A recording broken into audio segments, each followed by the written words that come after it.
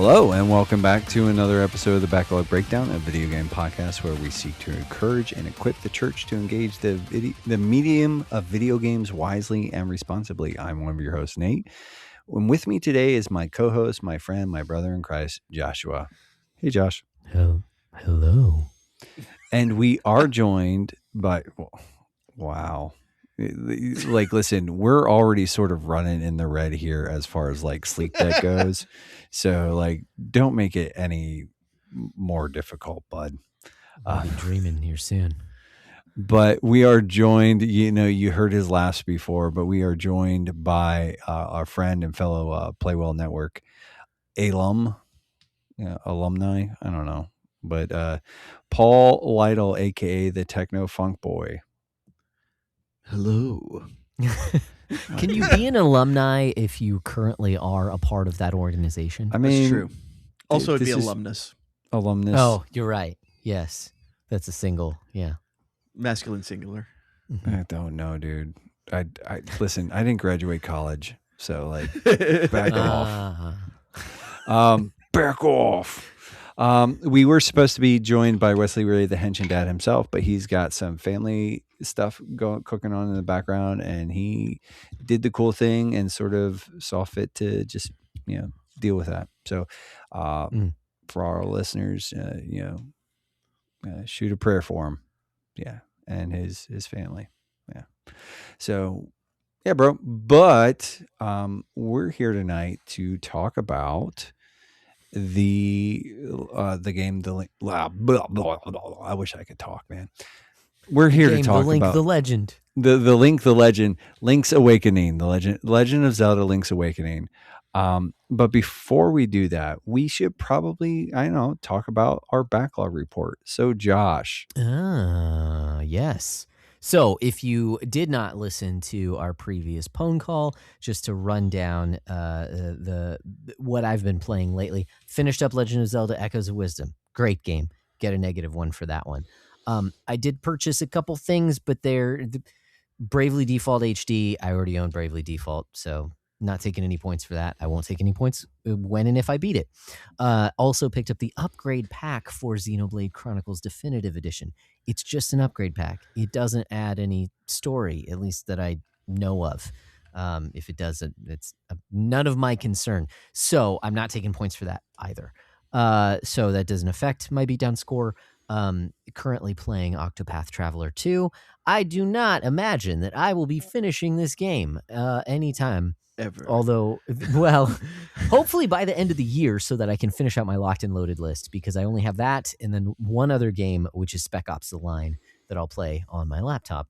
Did you finish at some point? Did you finish the first one? The first one. Octopath? Oh, yes. Dude, he did the hidden boss. The first one. Yeah. I took down the dark. What is it? I did everything except that boss. Okay. Yeah. No, it was that was boss intense, changed dude. my opinion of the entire game. I can Dude, understand how you say Thank that. you. I can understand how you say that. I However, loved that game until that boss, and I will never touch it again. Oh man, 100%. 100%. So actually, I think worse than the boss is the fact that there's a boss rush right before it. That's really the. I put a mod in so I could save after the boss rush. What?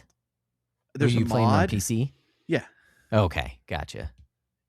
Yeah, Gotcha. yeah, PCMC. It's PMR. Oh, I ruined it. Let's start over. Do the music again. Yes. OTPC MRC. No. Yeah, I did a mod so I could insert a save point in there. Okay. I could leave and come back, and the bosses would already be done. But yeah, no, that boss rush is dumb. Yeah. Because you can't save before it. Like, I'm fine with playing all the bosses again. That's fine. You can't save after it. That's the problem, is that you do the boss rush, and then you have to go into that final fight. And that last boss is a cheating butthead. It does things that you cannot foresee, so you cannot beat it on the first time through.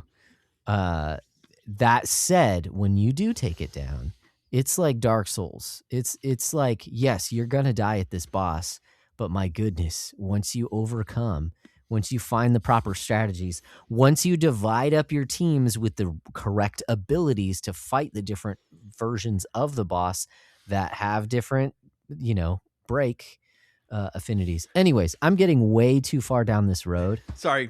I think the boss is great. I think it's actually a lot of fun. I hate that it takes 45 minutes to try again. That sucks. But I love Octopath Traveler, the first game. Yeah. I did do all the side quests, all that stuff in order to fight that last boss. Fought the last boss. I think I ended up putting 120 hours was what my Switch said, something like that. So a ridiculous amount of time. But I loved it. You farm that dancer can do some stuff. Primrose, she can do some stuff to get a ton more experience. You can kind of. Yeah. Anyways. Yeah, I did a bit of that too. Yeah. I think I'm at like 120 plus hours on it too. Yeah. Makes me angry.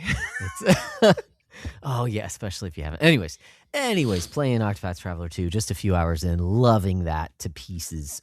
So far, my current backlog score is at -7 for the year, which is pretty nice. Again, haven't hit the locked and loaded, so hoping to get some more points by the end of the year. But I imagine I will add some positive points, like I said on our previous episode, because of some upcoming Switch releases as well. But that's where I'm at right now. How about you, Nate? Yeah, well, good for you. -7. It's going to be nice. Aren't you special? Aren't you special? Yes. I'm just playing Destiny 2, little bit of Returnal. For this episode, I did beat Link's Awakening. So I got a -1 on that. Puts me at 0. I've got the goose egg. And my locked and loaded list is over at GG. I need to get, I beat a couple games off it, so whatever. But all that being said, hey, for clarity's sake, if I could so this is the first time you've ever beaten Link's Awakening? Yes. Okay. Wow. Mm-hmm. All right. We do have a lot to talk about. Awesome. Okay.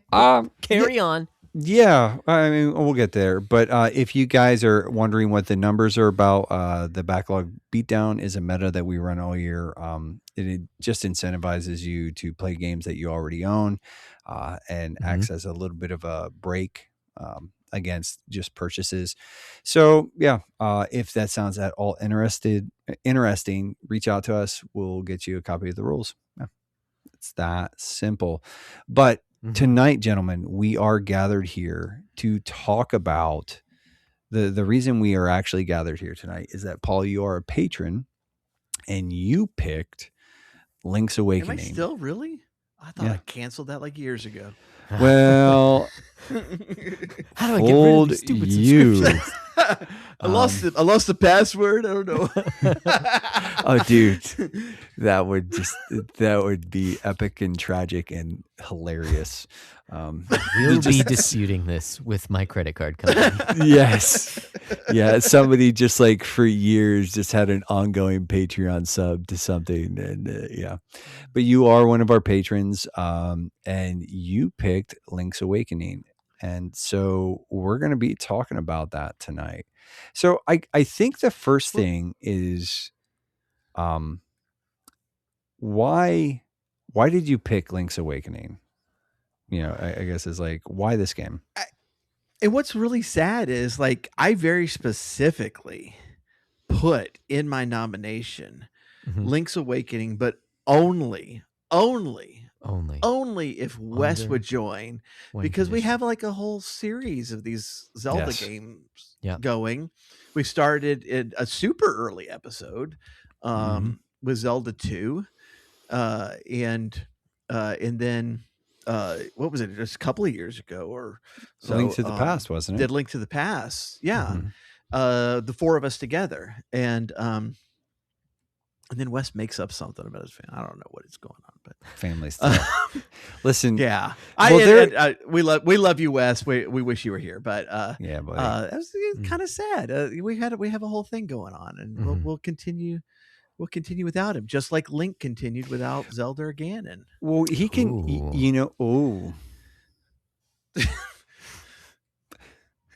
I mean, that's harsh but fair. And to be fair, is like Wes could actually, like, if he wanted to, he could sort of, after he listens to us and tells us about all the ways that he thinks that we didn't do it right, he can record an addendum and we'll publish it as a bite-sized. So, yeah. But I'm just saying. Yeah, there are ways. There are ways for him to be heard. But I would also say, as a bit of a change from the norm, is that when we played Legend of Zelda 2, Link's Adventure or whatever, I did not beat that because I was like, nah.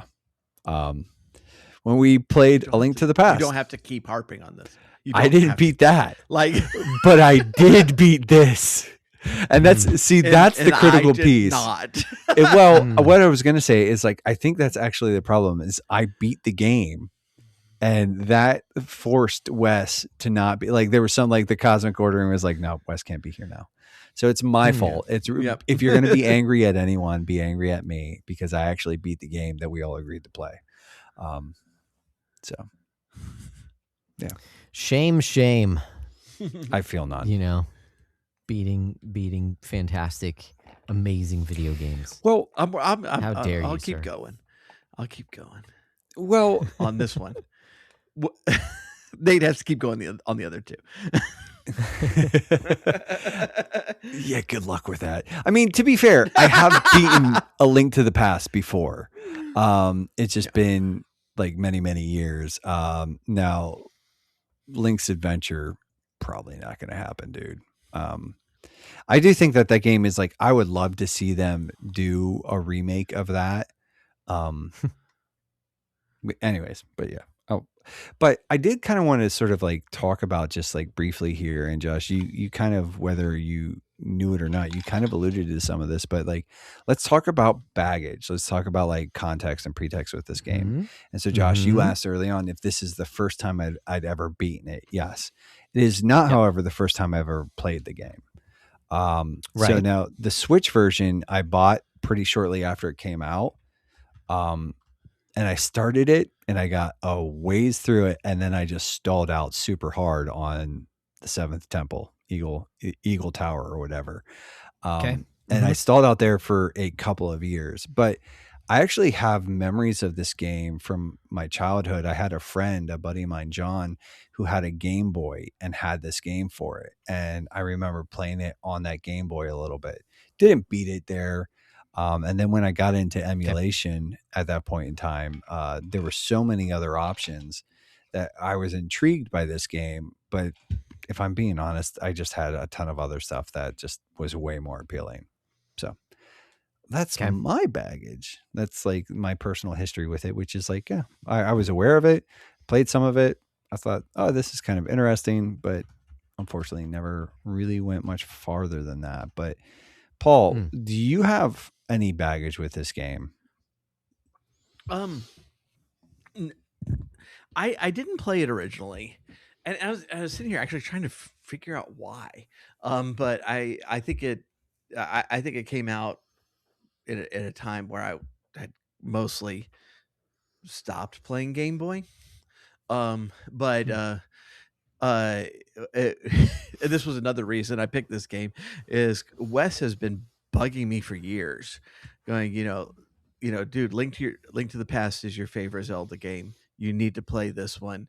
It's basically the same thing, and I kept resisting it, and so this is the first time I've ever even started playing it. Wow, man. And Wes is, how long ago did you start it? Like a month ago. Okay. Man, oh man. Not 4 years. A few weeks ago. No. Yeah. Well, for me, it was 4 years ago, probably, or somewhere in that ballpark. Man. It was just one of those things where I stalled out pretty hard on it, and then kind of just it kept kind of getting punted down the road. And then I did and to be fair, this time I was playing it on the Switch 2, which does offer like a locked frame rate. And on the original Switch, it could get like a little, the most recent version of the game could get like a little stuttery. There were some framing issues and some, so I experienced none of that on my Switch 2. Like there was just like straight burning through it. It was pretty stinking glorious. But I played on Switch. I didn't notice any of that, but I also like sunk massive amounts of hours into Mega Man 3. And so I don't. So what you're saying is framiness means nothing to you. I picked Mega Man 3. If y'all have never played Mega Man 3 on NES, it just game goes so slow. There's so much stuff, crap on the screen. Yeah. Yeah, and that's something that I didn't necessarily mention earlier when I talked about Echoes of Wisdom, is that I played all that on Switch too. I know that one stutters on original Switch because I remember playing the opening when my niece got it last Christmas, and it was it was pretty stuttery. So I played through this time the remake on Switch, but I played it on my Switch too. Got it from the library and proceeded to beat it in over the course of, I want to say, 2 weeks, because I grew up with this game. This was actually my first Zelda game that I ever played. Which, if you played this game, or if you haven't, we'll talk about this. Is very odd because this is a very unique Zelda game for a number of different reasons. Well, we've already alluded to them. There's no Princess Zelda in this game. There's no Ganon in this game. There is the shape of Ganon that shows up. I was going to say, well, actually, there is an allusion to Ganon, but just like there's an allusion to the Triforce pieces in some of the things that you can pick up, but it's almost as if it's not the real thing, and like it's a dream or something like that. You know, it's a surreal area version of these things. So, anyways. I, as a child, was not a little bit confused by the title, The Legend of Zelda, when Zelda never appears throughout the course of the game. But that said, this was one of the handful of Game Boy games that I had growing up, one of the earliest Game Boy games that I had growing up. So I poured a ton of time into it. I mean, my time with video games was limited. My parents only let us play small chunks at a time. But me and my brothers, we did play through this game. There were 2 points in particular within the game where we got very stuck and didn't know what to do. I believe we ended up using the computer at the library, after being stuck for a long time, in order to figure out how to get past certain parts. However, when you only have a few games, and you love a game like this so much, you could find other things to do in the world, which full circle kind of comes back. Again, we'll get to it later. So you could do some of the sort of side quests that end up becoming mandatory throughout the course of the game. I love this game. It is, if you know my personal top 10, it is on my personal top 10 games of all time. Technically not my favorite Zelda game, but it is certainly up there. So anyways, my personal history with the game is that I think it's fantastic. And I've beaten it now, multiple times. I did play a bit of the DX version. One of my friends had it. So I remember playing through the color dungeon. I remember thinking, oh yeah, this game is a lot easier when you can, have twice as strong, attacks or twice as much defense after playing through the color dungeon, because I was so used to the original version of the game.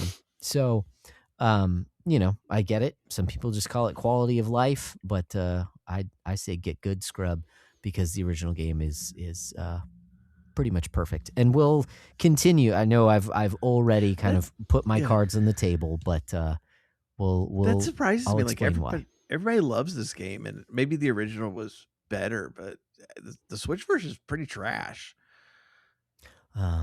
I'm joking. I loved it. It was 10 out of 10. It was amazing. Yeah. I was like, I'm not witty enough because I know you're joking. I know you cannot think that this game is trash. I was not prepared for that. I believe I've said it psychological damage. Yes, exactly. I was like, what? The Switch version I really enjoyed. It is different. I have nostalgia for the original version, so I'd probably prefer the original version. So I like original pixels in general for video games because they feel more precise. I like the toy box I think, style though. I did like it. Yes, it fits very well, and I think it's charming. I think it's a great game either way you play it. Let me ask you. So since you have the most experience with the game and you played it in its original form, the Pegasus boots and the shield in the Switch version, they're assigned to like the L triggers, I think, or something. Yeah. But that's not the case because in the original Game Boy version, you had to assign those to slots. Yes. Yeah. Yeah. In the original Game Boy version, you only have A then. and B, and everything you have to assign to a slot. Now that I say that, actually, I'm trying to remember. No, yeah. You do have to assign even the bracelets to pick up things. Oh, wow. You have to assign Oh, it. my gosh. So you do have to pause the game, change what you're using, and unpause the game. And that is something that does become annoying throughout the course of the game. When I was younger, it was a much slower paced game. And now that I'm older and I know the game kind of in and out, it definitely becomes more annoying. Yeah, that you're having to pause and stop. You do come up with some fun combinations, though. I tend to have the Rock's Feather equipped a lot because I like jumping around all over the place, which, again, you have to equip. That has to be your B button. So you don't just automatically have a button assigned to jump. So, yes, there are quality of life things with the Switch. Yeah, that in particular, that's pretty nice. Could you do the bomb arrows in the original? You just need to have both of them equipped. Both of them equipped. So you're not you can't use your sword in that instance. You're using bomb arrows. That's cool. Yeah. Bomb arrows, like my favorite thing. Once it was pointed out to me that you could do that, I was like, oh, this is the greatest thing ever. It's wonderful. Did you ever, well, no, you probably haven't gotten have you resurrected the rooster yet? No, not yet. Have you gotten to that? Okay. Because you can, I didn't do it in the Switch version. I assume you can, but in the original version, you can throw a boomerang and then grab onto the rooster, and the boomerang will just be going in circles underneath you, and you can go throughout the areas, and it will attack enemies. That's hilarious. While you just kind of fly over them. So there's all kinds of crazy stuff that you can do in this game. It's sort of like like Breath of the Wild, just like messing with the physics of the game. With Link's Awakening, you just mess with, how am I going to play around with these literally just 2 slots of things that you can equip.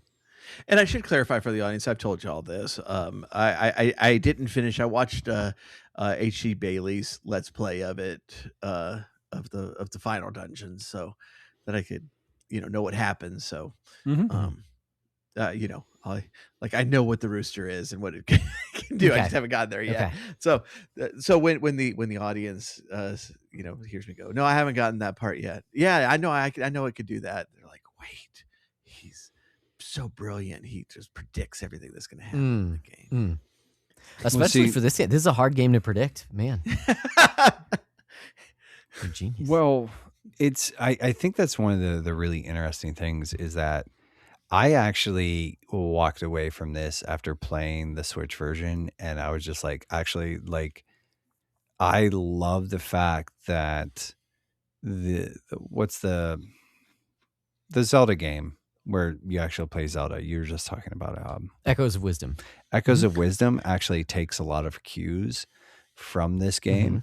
I low-key, especially, I would love to see them actually make more top-down 2D Legend of Zelda style games using this framework. So sort of being able to equip a couple different puzzle pieces, but still having like your sword and your shield. And you know what I'm saying? Like I actually, I think like all of that stuff is like fantastic. Yeah. I was going to say it probably later, but I did plan to say it. It's like, and I'm someone who does not typically like news about remakes and stuff, but if they wanted to do Link to the Past in this engine, add some of those functionalities to the to the it would be, I would buy that in a second. Have either of you guys played oh my goodness, why can't I think of it? The 3DS game. That's a terrible Link Between name. Worlds. Oh, no, I have not. That's the one that's technically a sequel to Link to the Past. Mm-hmm. Mm-hmm. It's supposed to be excellent. Yep. I haven't played it though. I also really, really like that game. I don't think it has quite as much charm. It's a little bit over the top. And it's just strict goofiness. But like, again, we'll get to it. I feel like Link's Awakening is much more heartfelt than just straight silly. So. Link's Awakening is actually really, really charming, and it's got a really sweet story.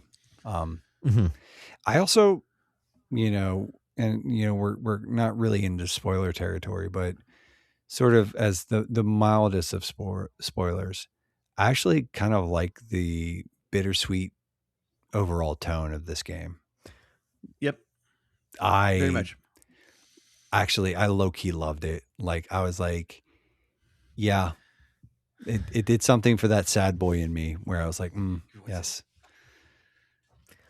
There's so much to say about that. And like you said, we don't necessarily want to go into spoilers. Dude, I just saw you. I just saw what your shirt said, Paul. And yeah. I think I suggested the Chit Show last time I was here or something, but nice. Yeah, one of the more recent times. I know that you and I have sort of like been talking about it like for a while. There was like a 2 or 3 week run where we were just obsessed and texting or DMing each other back and forth about it. Yep. So it's pretty great. So good. Back to it then. Well, all right, Link's Awakening. Back to it. Back to it. But yeah. So we were talking about the tone of the game, and the kind of melancholy nature of it, and I think it's balanced so well with some of the more heartfelt elements in it. Goodness, that surprised me. Like that, I wasn't expecting that out of a Zelda game. It had the, kind of the heroic adventuring that I was expecting. It had way more weirdness and goofiness than I was expecting, but to be, just genuinely touching. It's surprisingly touching. Yeah. And again, it's done very well in the Switch version. In the original Game Boy version, there's at least one scene that I can think of. Do you guys remember the beach scene? The scene where you have to go to Marin while she's sitting on the log on the beach, and how it changes perspective in the Switch game? Yeah. Yeah. So it does it because it's basically a cutscene. On the Game Boy, it does that same thing, but it doesn't change art styles, but it feels completely different, and it's much more cinematic. And for that time, too, not only for what's going on in that scene where she kind of opens up and shares some stuff with Link there, and I feel like the subtlety is just it's just gorgeous with the game. Again, it's based on the limitations. I say again, this is a conversation we were having earlier of the limitations of the game are actually allow for and force the creators of the game to be more subtle. Well, I mean, I guess you could just be straight on the nose the whole time, but I think the limitations actually make it all the more impressive, especially on that original Game Boy version. But I have to point this out on that for that scene, because that scene was incredible. But it's not required, but you can go to a different section over there, and there'll be another cutscene that you might not have seen. But Marin says a couple of things, but then it has the funniest line in the game, where Marin, I took a picture just so Marin looks at you and goes, aren't you going to say anything? And of course, Link is not going to say anything because that's against the rules. Yep. Yeah. Yeah. Link, the ultimate silent protagonist. Yeah. Even when the characters are now voice acted, not Link. Right. Nope. All you'll ever get out of him is a yeah. Like, yeah. Marin's character in this was so good. Like at the very beginning, I'm like, okay, she's the annoying girl in town who sings, but dang, she's great in this game. So did you get to play the part, and this was actually not in my notes, but it just comes to mind as another just eccentricity of this game that I love. Did you play the part where she kind of joins you for a little bit? Oh, that's right after the beach scene. Right. Yeah. And that one was hilarious too, and I took a picture of that too because you hold her up and says, "You got Marin." Just like an item. It's so good. It's so good. It says, "You got Marin. Is this your big chance?" I immediately thought of okay, we talked about this in the Link to the Past episode, but at the beginning of Link to the Past, when you find your uncle there and he gives you the sword, and he goes, "Link, Zelda is your." And it never explains what he was going to say, right? It was like your sister, your cousin, your ruler over this land. What are you saying? Yeah. And it was Boy, like, is she? Link finally has a girlfriend that is not illegal in most states. Yeah. No, it's great. That portion, because it it really is like most of the game. It has this kind of surrealness because that almost kind of breaks the fourth wall when he holds her up like an item. Yeah, you know what I mean? I Like know. she's gonna follow you throughout the game. But all throughout, when you have her following you, you can take the critical path if you want to and just go straight there. But if you wander around, even if you take the critical path, she will talk to you about some of the things that she sees. Because she's not an adventurer. She doesn't know what you typically do. And if you wander off to different parts of the island and see different things, she reacts to all different kinds of things. And it's wonderful because it's not required, but it's just that bit of flavor. Like she just really feels alive as a character. Well, my favorite one of those, besides you can torture a chicken. Mm-hmm. And she tells you to stop at first, but then she kind of gets into it, which is concerning. Yes. But there's one that I didn't do, but when I was watching H.C. Bailey, he pointed this out, is if you go into a dungeon, she'll wait outside. Yep. But if you come back with critical health, she'll say stuff like, oh no, you're hurt. Like she reacts to you as well. That is, I mean, just really charming. It's just the details they did not have to put in this game. Right. They did it anyways. And it really fleshes Marin out to be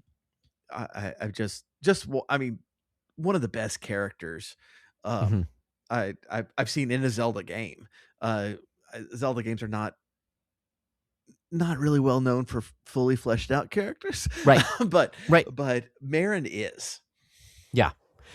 And so as I've been thinking about this, it's hard to go back and think deeply about things that you've, known since you're a kid, things that are deeply affected by nostalgia as well. Although I will say in this playthrough, just a wonderful game, even playing it, the last time I beat the game was a decade ago, something like that. And it's still, still absolutely fantastic. So while there's that nostalgia there, definitely, I think it still holds up really well. But that said, one of the things that I think about, I think this game allowed it to be not even necessarily more character based, because there aren't a lot of characters that have a lot of screen time, it's really just Link and Marin. Outside of that, characters are very they leave an impression on you, right? You know, there's the old man, what's his name, Ulala or something like that, who, you know, just mumbles when you go into his house, but he'll talk to you on the phone. Oh, and he'll talk that. your ear off. You know, I love that detail. Just you know, he's like he wants to connect with people, but not that close. Yeah. You know, a lot of the characters have something about them, some kind of quirk about them that reoccurs, that is a lot of fun and adds a lot of personality. Yeah. I think of the ghost who goes to see his house. I think of that part was really cool. The lady who's just sweeping in front of her house. She's just constantly sweeping. The old lady out there sweeps so much she ruins her broom, and you can get her note. Did you ever go to the crane game when you had Marin in your party? Oh, you know, following you. Oh my goodness. She freaks out at this crane game. And she's like, what? I saw, I didn't do it. I saw the video, but tell about it, 'cause it's great. And she's like, oh, let me try, Link. Give me a turn. And she takes it and she goes and she does something that you cannot do yourself. Right. But she kind of breaks it so that the crane actually goes above the crane operator guy that you pay the rupees for and picks him up. And all the while he's like freaking out, like, get me down, get me out of here. And she is just laughing like, you know, I think of it like like giggling and laughing to herself, like at this guy's misfortune. 'Cause she's just having so much fun picking him up with his own crane. Her personality is both reflective and playful. Yes. Yeah. In a really well written in both areas. Yeah. Because that, again, going back to the beach scene, which I wish there was a better way to say that, because no one is in swimming trunks. They are wearing full garb the entire game. And usually beach scene refers to different things, but they sit on a log together. Anime was a mistake. Right, yeah. I can't wait to see the Netflix adaptation of this game. My goodness. But she talks about, you know, you're off looking into not even the sunset, but out at the waves, and of course she's talking because Link doesn't talk, which is so clever the way that they do this, but so you get to know this character. She's talking about the seagulls and how they can fly, you know, and they can go off and go to other places, and how she wishes, like, wouldn't that be awesome if you could fly, man? And it's not in the sense that like, oh, I want to get off this island and make something of myself. It's not that. It's not like Disney princess kind of like, I'm shackled down by my life and I want to go do what I want to do kind of a thing. But it's more like, I know that there's more to the world out there and I just want to see it. You know, I want to experience something more than what's here, even though she definitely throughout the course of the game loves what's there. You know, you go to the town and they all love her to pieces. You know, they're all just super excited. Oh, Marin's coming to town.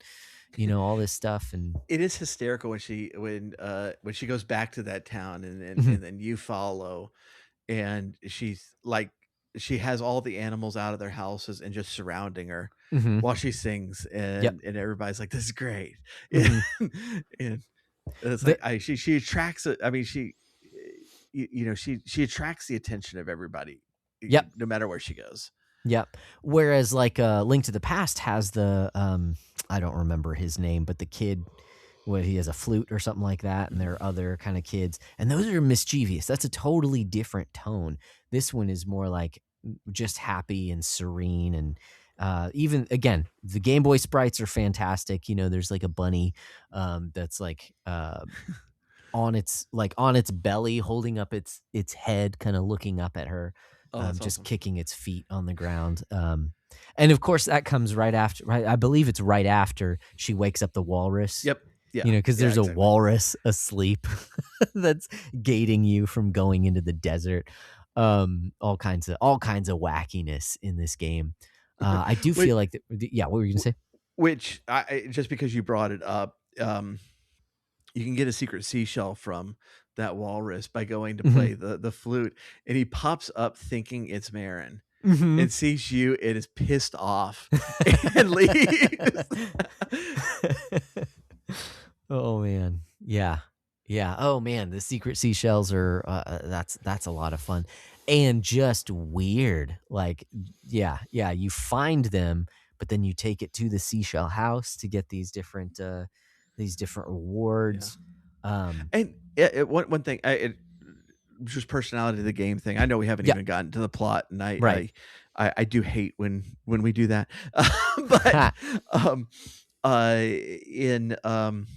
I had turned in Bow Wow before I knew about this, but you can lead him around and he'll sniff out the seashells for you. And it's really cool. And I was like super annoyed at that. It's like, darn it. I know you get the detector at 20 seashells, but I wasn't at 20 yet. So I was like, I could have had him do half the work for me. Yeah, because you need it, unless you're going to dig every single solitary spot in the game.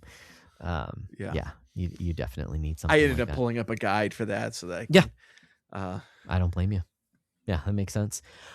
So let me back up for just a second here. I was talking about characterization of all the different people that populate the island, which again I think is fantastic. Another standout to me is the kids in the village.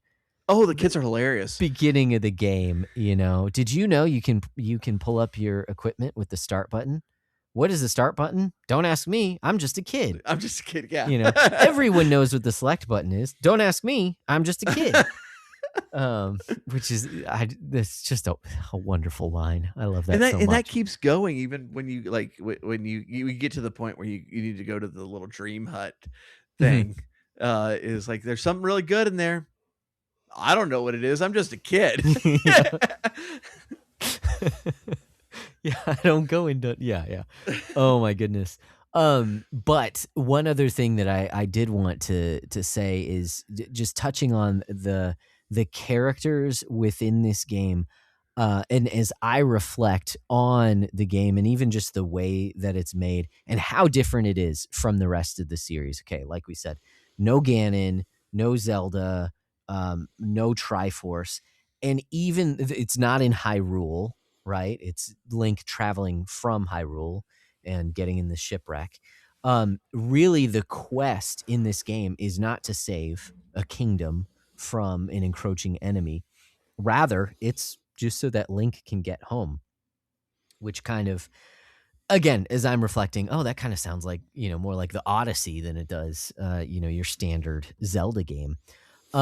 But this game, even though that sounds on paper like, oh, okay, he's just trying to get home, like that sounds kind of lame. It really the game pulls you in with all of these odd things, these surreal things that are happening. And you really get invested in, again, the characters and the island itself in a way that I don't think you could just in a standard Zelda game. And the fact that you could have this more personal tale, I think you could only do that not as, you're this chosen kid of the prophecy who will one day save Hyrule. I think because it is about Link's personal journey to get off the island and to go back home, you're able to have these more personal moments, and it doesn't encroach upon what Link is trying to do. It doesn't feel like, this is just kind of a side story where you go to this weird town and you meet these weird people. Like, no, you're an alien in an alien land, and you have to kind of assess your surroundings. And I say you, obviously I'm talking about Link. And so these personal connections that you make in this odd place, like there's a sense that Link already knows a lot of Hyrule, in other games, even though you're adventuring, don't get me wrong. But when there's just something different about this game, and the fact that it's so surreal. I mean, I didn't mention it before, but there are things from other Nintendo properties, scattered throughout this game. So you see Goombas, Piranha Plants, Chain Chomps. You already talked about that. There are Kirby enemies later on in the game. I was like, what the heck, Kirby? Yeah, you're a bad guy now? There's what a jerk.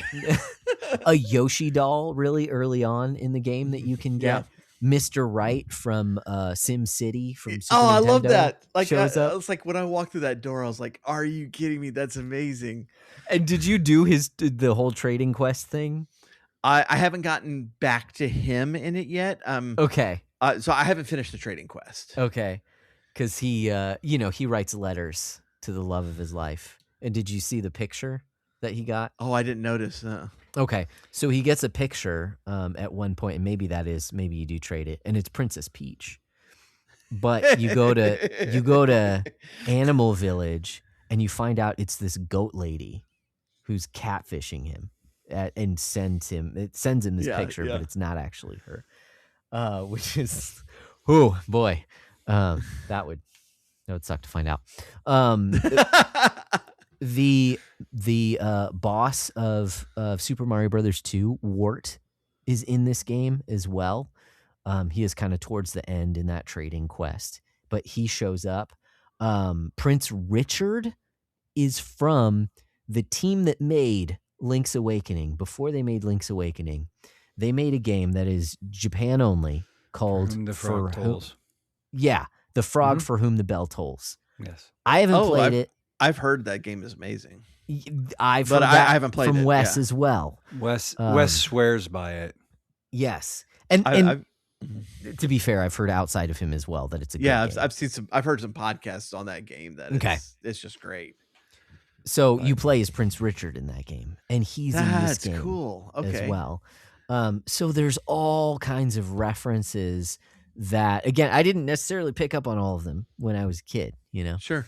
But as you play more video games, you realize what they're doing. And so it just adds to this sense of, again, this surreal nature of, it's a Zelda game, but it's not a Zelda game, but it's also an amalgamation of these other games. And it really does feel strangely dreamlike.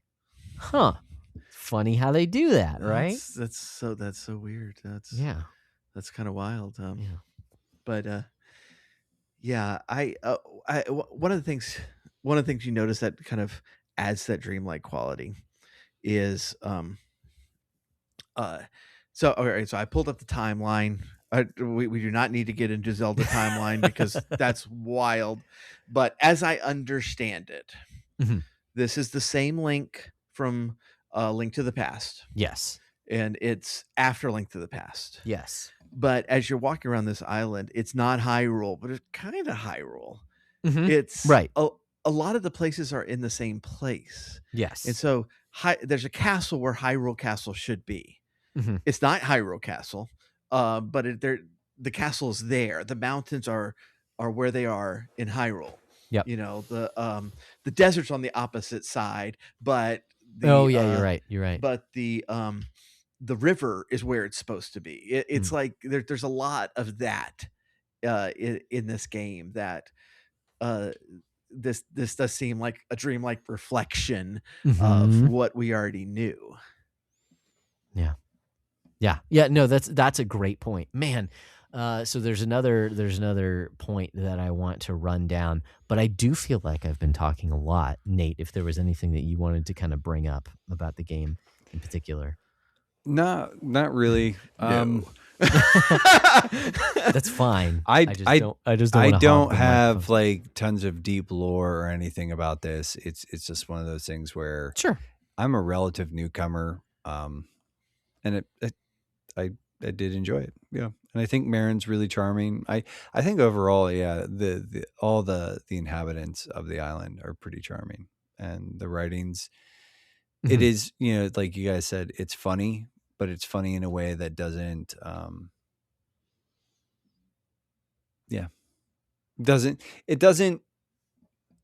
it's not try hard. It's earnest and it's charming, and it's just kind of like, it's irreverent enough that you're like, you can kind of laugh at it, but also like it's a bit of a rare gem, just I think tonally, that it takes itself seriously enough for you to like kind of buy in, but at the same time not seriously enough, not too seriously. Yeah, that's Mm-hmm. yeah. So yeah, there's awesome. and that there's and lots of like really cool, neat little stuff like nods to other Nintendo properties. Yeah, so yeah, that stuff's fun. I agree. I concur. I was just kind of like sitting back. I wasn't falling asleep yet, but yeah.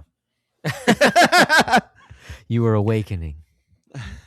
I will say, going through the first dungeon, like they put Moldorm as the boss of the first dungeon, which kind of surprised me because I like Moldorm from Link to the Past, but I think I'm the only person who does. Yeah, everybody else kind of hates so that frustrated boss. by him. Yeah. But I at that point I'm like, okay, I get it. The dungeons are Link to the Past remix. No, not at all. Like that's yeah. That's pretty much it. Like you fight the and I forgot the name. I'm blanking on the name, but the sandworm that comes out of the sand, but not in a dungeon. That's just an overworld boss. Yeah. But there's a lot of original and really cool bosses in this one that I was frankly surprised at the number of bosses and mini bosses there were, not only in dungeons but just scattered about. Yeah. The face on the floor. Did you like that one? I mean, yeah. There's a lot of inventive stuff and goodness, I mean, maybe not all of them, but I could be misremembering now, but they tell you don't know what you're doing. We've got another, like, it's not that Ganon is this evil force looking over everything and trying to stop you from saving the world. Yep. The bosses are kind of like warning you, like, hey, don't. Oh yeah. There's the genie in the bottle or in the pot boss. There's another one that kind of talks to you and is like, hey, if you continue down this road, then you're gonna mess everything up. You're gonna destroy everyone. We can't continue to exist if you keep doing what you're doing. And even at one point, the owl kind of tells you as much as well, even though he's kind of guiding you along.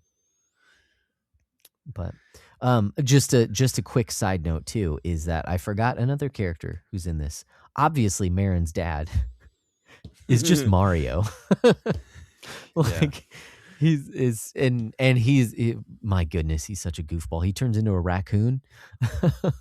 Right. At the beginning of the game, until which of course Mario would. Yeah. Right. Yes. Exactly. Yeah. And then later, but he's a mushroom. Honey. It never occurred to me that Marin is just Mario with one letter changed. Mm-hmm. Yeah. And not even that far. It's just one letter over. It's like you mistyped it. Right. Yeah, that's true. Oh man. Yeah. That's awkward. But no. Yeah. So there's so many things. So you talked about the dungeons. You talked about even the overworld bosses that are throughout this game. This is kind of the other big thing for me is I think this game, again, original context is Game Boy. I think it has the perfect scope for a game like this. I do think there are some, well, I was going to say some Zelda games that are too big, that take too long to traverse certain areas. I do take exception actually to the newer ones, which are the biggest ones. I understand that, but I think it doesn't kind of force you to kind of go everywhere. Those are kind of play at your own pace games and explore and discover at your own pace, which is gives a different feel.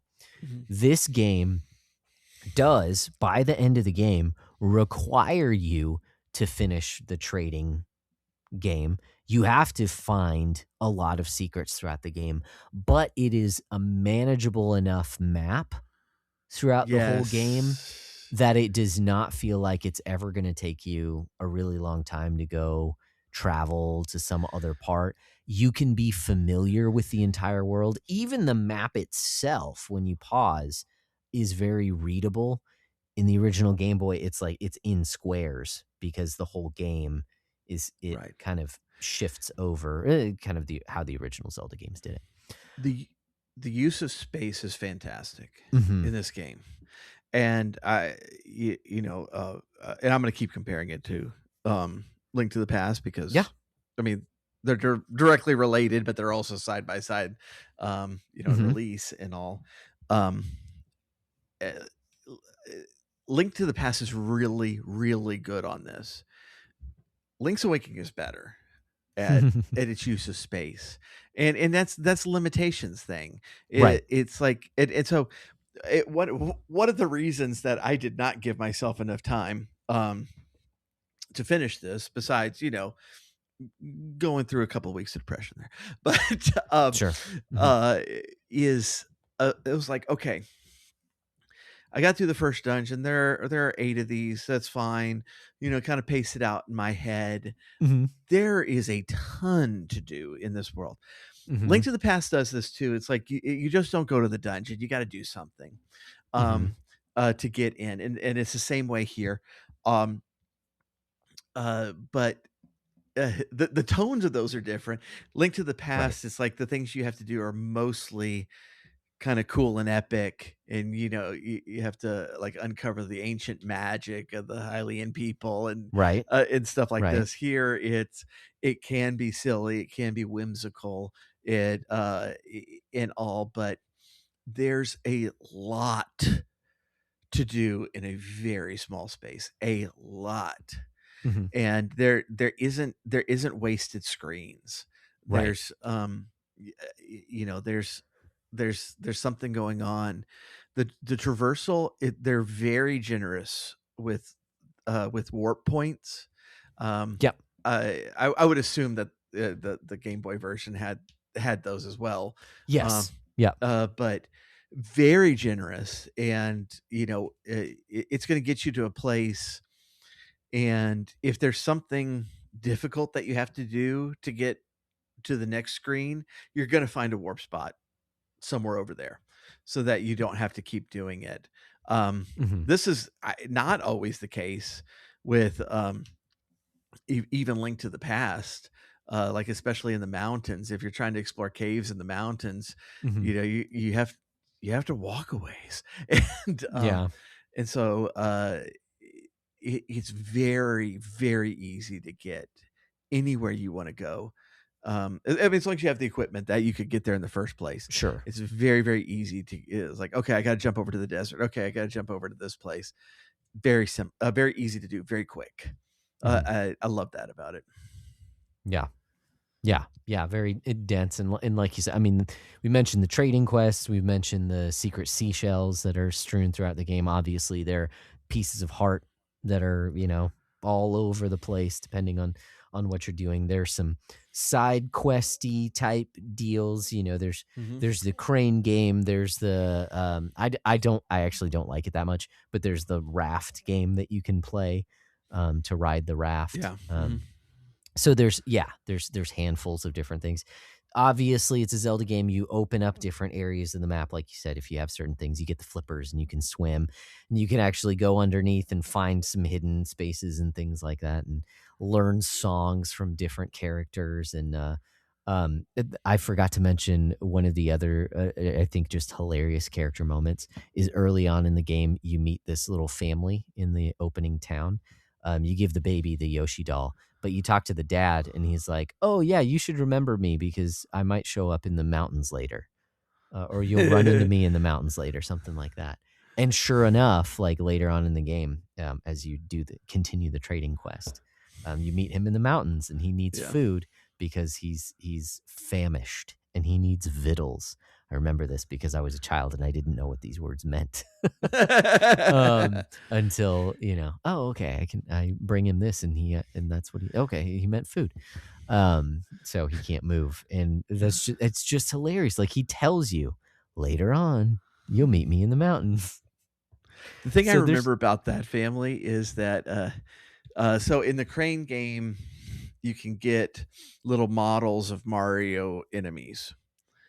And there are little stands in everybody's house where you can set them. I actually don't know what this does because I didn't finish it. But the one right beside the kid's bed in that house is the Boo. It's like, don't be like that. Like, yeah, yikes. Oh man, yeah, that's crazy. Just to kind of mention it, anyways, the Switch version does add apparently a dungeon making mini game. I did not touch it at all. It's required that you meet the person Dampe who does it. He actually shows up in Echoes of Wisdom as well. I didn't give two rips.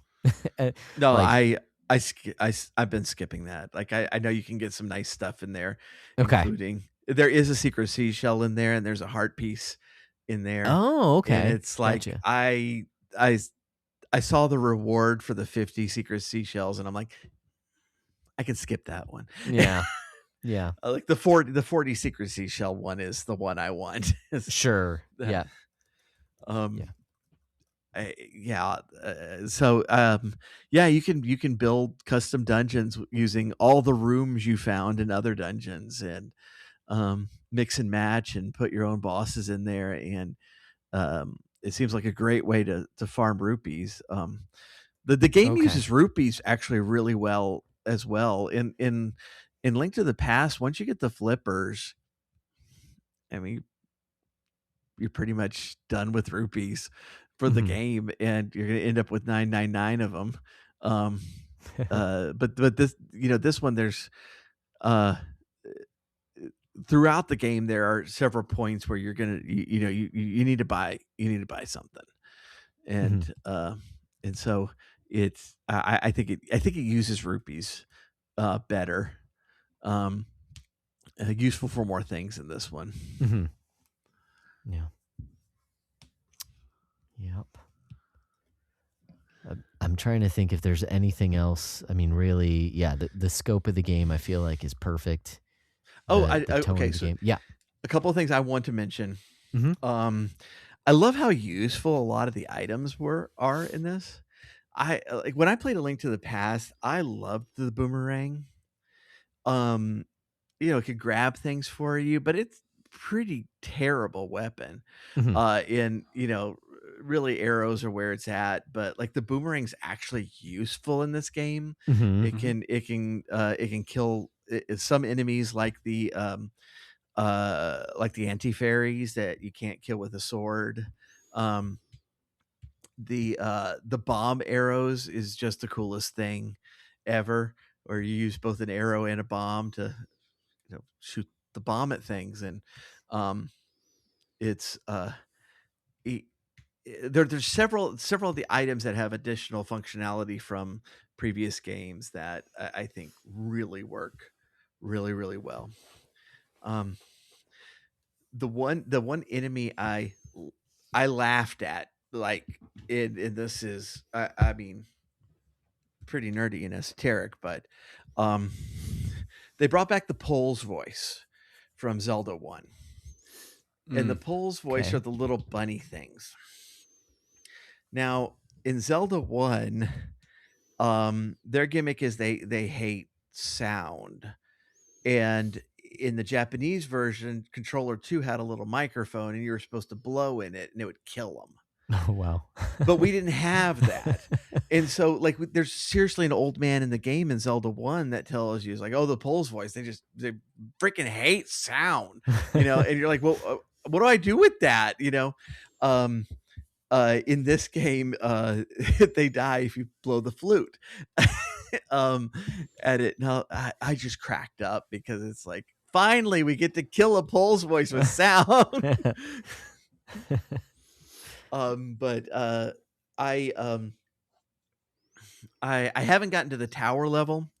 Okay. So far all the dungeons that I've gone through, I've really enjoyed. Like really enjoyed it. The bosses, and every dungeon has at least one mini boss to it that gives you a little warp point too, which is nice. But all the bosses I really liked. I watched the Let's Play of the tower, and I was just sitting there, just I don't understand how you functionally can figure this out. It's it's that one dungeon in every Zelda game that it's just like they're on point, but then they give one dungeon to the new guy who makes it too big, and they're just like, whatever, ship it. And that it seems to be that dungeon. It I'm definitely gonna have to have a guide going through that because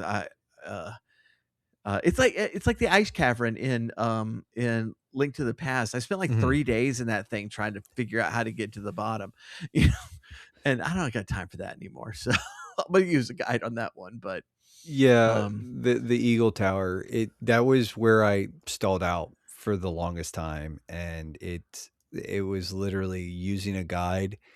I finished it in like 15 minutes, and I'd probably spent easily 3 or 4 times that, like trying to just natively figure it out.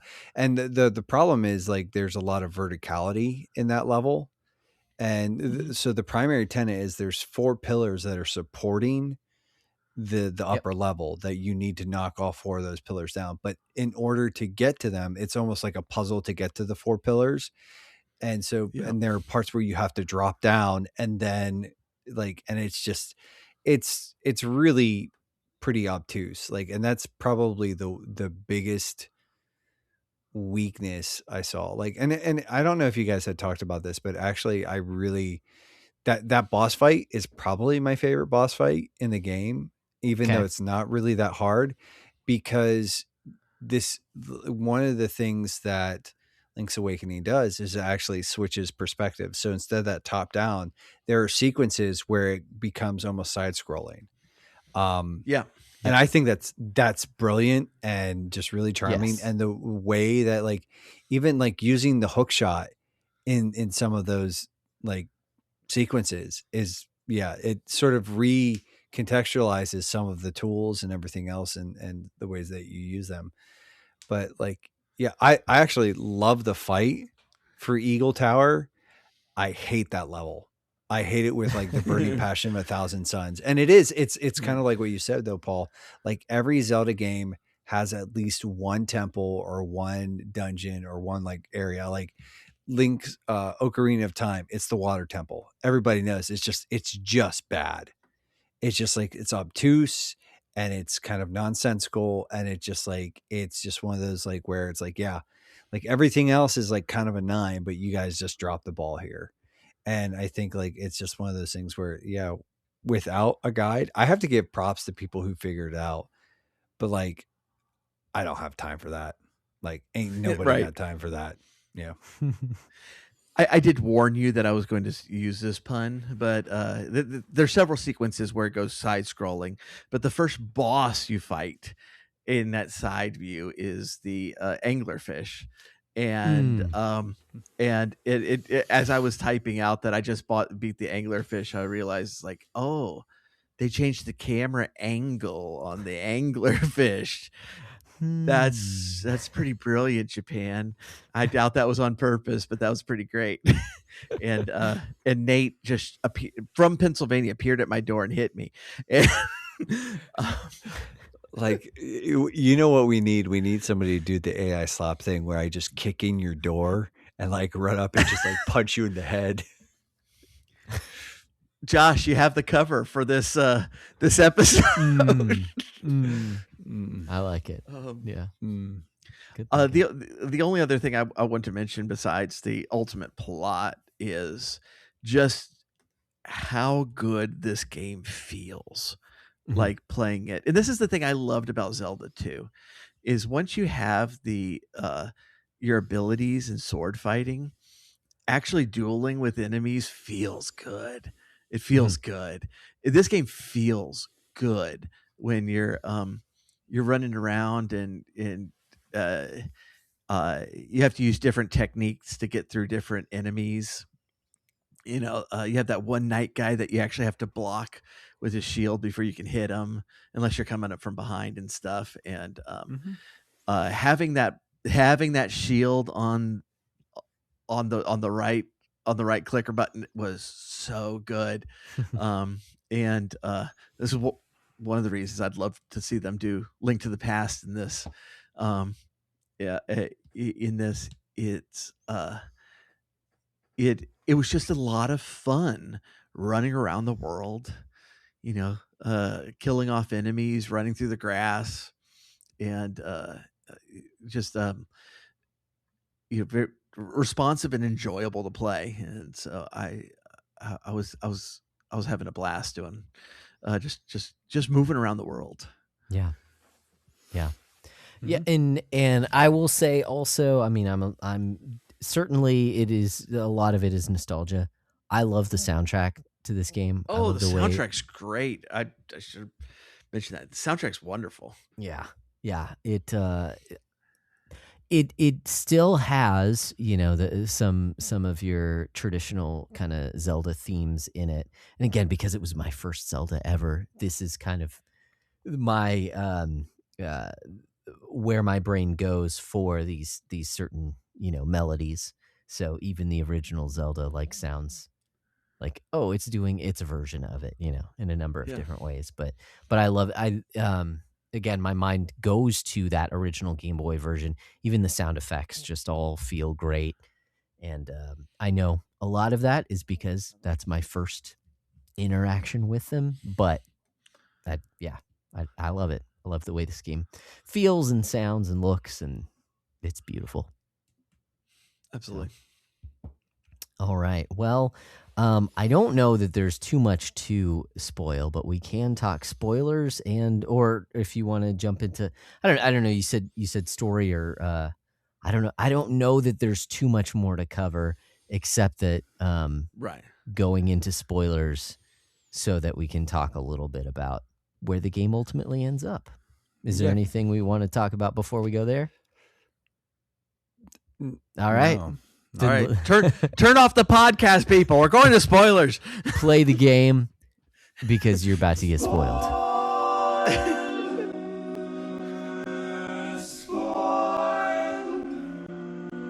Okay, that's enough of that. That's enough of that. Okay, so the whole game is a dream. It was a dream the whole time. It was never real. Okay, Link just got struck by lightning. He's out in the water the whole time. He made all this crap up. None of it's real. No. I reject it. But also, he looks up to the sun, and there's a freaking whale in the sky. Well, with tiny little wings. It's a magic wind whale. Windfish. The windfish, yeah. Yeah. Yeah. I do think it's one of those things where just to actually talk about the story beats is so you get through everything. And I'm glad that you guys brought up the fact, Josh, that you brought up the fact that yes, you actually have to do the trading minigame to completion because you need the magnifying glass or the lens or whatever so that you can read the forbidden book. To read the forbidden book that will give you the sequence. And for the Switch version of the game, that sequence is it's unique to every playthrough. So, which I think is pretty cool. So you can't just skip out and be cheesy. It's But you get you finally get through all the temples, you get through all the dungeons, you get all the instruments, you play Marin's song in front of the egg, and it opens up to this sort of the sequence, the mysterious or the magical forest sequences, where it's you get into that, which is a staple of every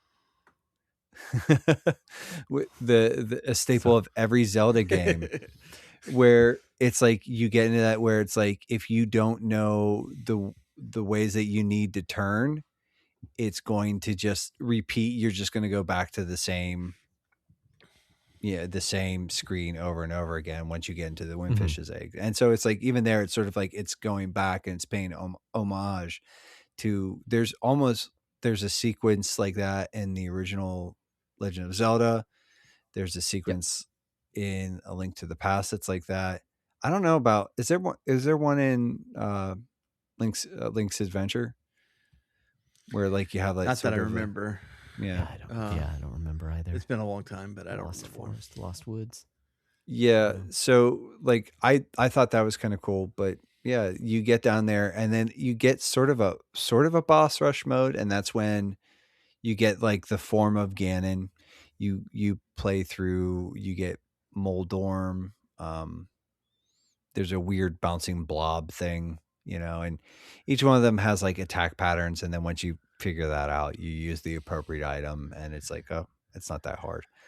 But yeah, you sort of ascend this once you defeat all the enemies, you ascend this platform and you go to the very top and you talk to the Windfish, which is this weird, yeah, dude, it's real dumb looking.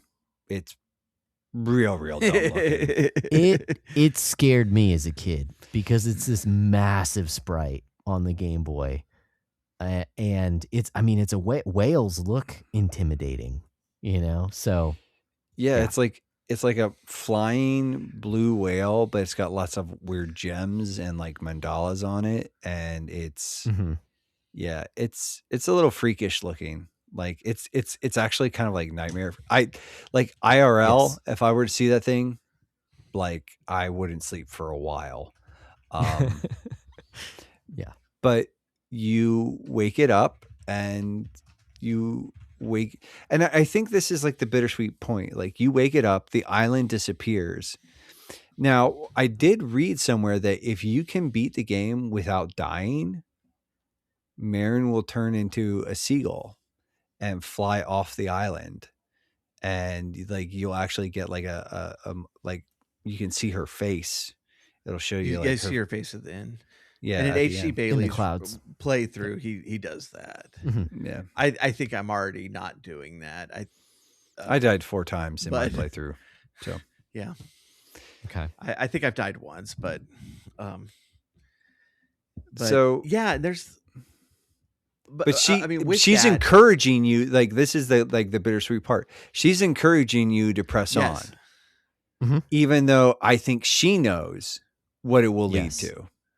Yeah, and this is where I was gonna ask y'all to help me out because I was running out of time today. I think I told y'all off camera like I didn't sleep at all last night. I had today off. I had my thing planned that I was gonna try to get this far and then finish it off with a let's play, and then I fell asleep for 3 hours, and so I was burning through that let's play at 2 times speed. But she do I understand it right? She tries to go to the Windfish herself. Well, that's why she's always singing the song. Yeah. I think there is if I remember right, there's a sequence where like she's up at the egg. Yeah, and that's how she gets into the mountains where you have to save her. Oh, okay. But there's definitely a sense that she knows what's going to happen and encourages you anyways, and it puts that kind of melancholy tone on the whole thing where all the other Zelda games, it's like, yes, you're beating up all these people because they're evil, and this one it's like you're beating up these people so that you can wake up in the middle of the ocean and probably die anyways. and this is why like the connection to the townspeople, in particular Marin, but everybody in town is so important. Kakariko Village and Link to the Past, some of the townspeople have a little bit of personality. You don't really get to know any of them, but but here because there's so much personality there that you know it it does put this like this whole tint to the end of okay, yeah, I'm not supposed to be here. I'm supposed to be somewhere else, but at the same time, if I go, it all goes away. Mm-hmm. Well, and yeah, and just for clarity, yeah, after you complete Eagle Tower, Marin is found in the broken bridge in Tao Tao Heights. Kidnapped by the owl. The owl reveals that Marin had tried to awaken the windfish by singing the ballad of the windfish in front of the giant egg on Mount Tamaranch. So yeah. But and I think that's kind of one of those things that, like, you know, just I don't think there's a ton of like really profound depth, but actually one of the things that's really admirable about Marin is that she knows that there's like a greater reality, a greater world beyond the dream of the windfish. And she's, you know, she's pushing Link to sort of like do the right thing ultimately. And that's actually really endearing. You know, you don't think about that. It's like it's going to be the destruction of all that she knows, all that she loves. But she knows, like, there's a part where it's like she actually recognizes that it is the greater reality. Now she has a wish, you know, to see the world outside of her island. And again, if you know, if you beat the game without dying, it is kind of implied that she does sort of escape. Again, what I read was that she turns into a seagull and escapes the island, you know? So. Yeah. I don't recall that it was ever, you don't see like a metamorphosis happening. I just, what I remember is that you see the seagulls and then you see her like reflected in the sky. And so it is pretty, it's heavily implied. I mean, that's what you'd pick up on, is the fact that, oh, okay, she is a seagull now. Yeah, and also to be clear, if you're listening to this and you've had it spoiled and we told you to go play the game, well, I'm sorry, because I'm sorry that you are the way that you are, because you should play this game. You. But that said, I do want to make it clear that I was just kidding when I said, oh, it's all, it's all, that it's nothing, it's not real, it's fake. You wake up, and that's what Link's awakening is. You wake up and it's all a dream. Like the confirmation is that when Link's back in reality, his raft or his boat is all shipwrecked and he's sort of sitting there bobbing along in the ocean. I don't know what he's waiting for. But then a shadow passes over him, and there is the windfish IRL. Yeah. And he's terrifying.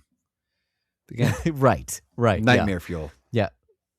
Yeah, because it's nightmare fuel, when the movie, pans from the sky and it looks down and you see, the creature, the black kind of shadow underneath the boat kind of a deal, with a huge whale. And this is like that, except, the whale's in the sky instead. And it looks like, with tiny, tiny little wings, and looks like, he's been hanging out at Sedona for a while. And, he just got back from Burning Man. Crystals. You're right. Yeah. Man, oh man. But so I actually do really like this ending. It does confirm that the surreal nature of the game, of your adventure throughout the game, it was surreal because it was a dream. Now, it was a dream in which it wasn't necessarily your dream, but you were participating within the dream.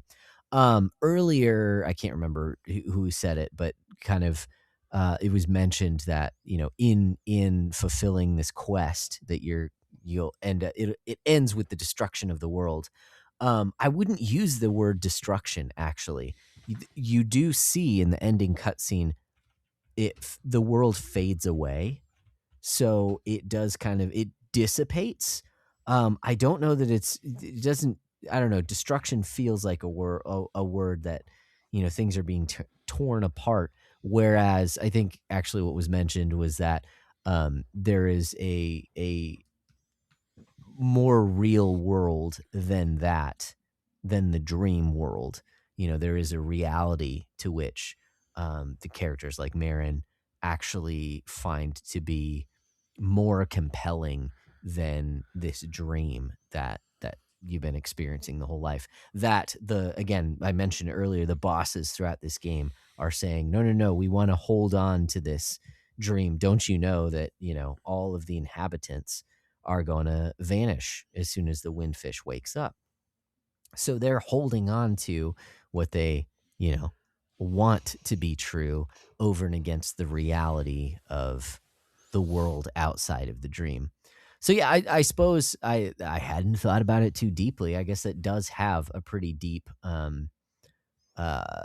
implications, because again, I think this is kind of a personal story that's being told. So not to stretch it too far, but I do think that that's important. You know, I think that theme is important, to strive for reality, even when it goes against what you want to be true. Right.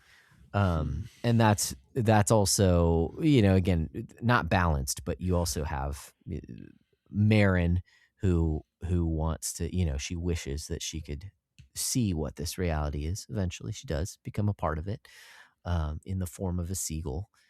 So it is melancholy, because it does mean that this world that you've spent so much time in was never really real. It was a dream that you were all trapped in.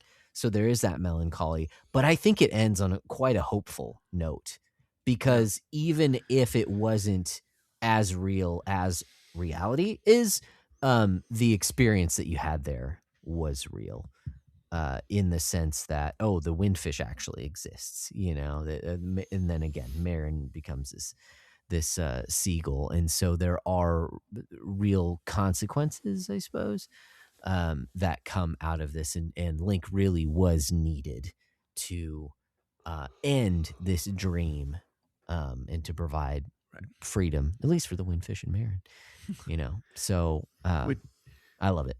Yeah, which is a theme that's picked up on in a certain JRPG that I don't want to spoil on the screen, but that we were talking about, talking about earlier, that I liked it more than y'all. But